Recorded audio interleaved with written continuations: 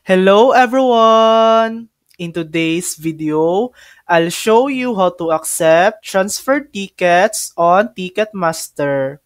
First, check where you receive your ticket transfer. It could be in your text messages or your email. If you forgot it through email, open that message and click on Accept Tickets. This will take you to the Ticketmaster website where you'll be asked to sign in or create a new account.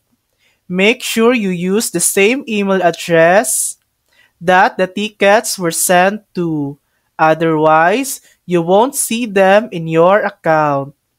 Once you're signed in, click on View Tickets to see your tickets.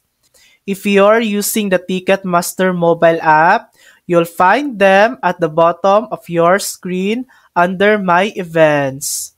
After accepting, the person who sent the tickets will also receive a notification confirming that the transfer was successful. And that's it. You've now accepted your transfer tickets on Ticketmaster. Thanks for watching!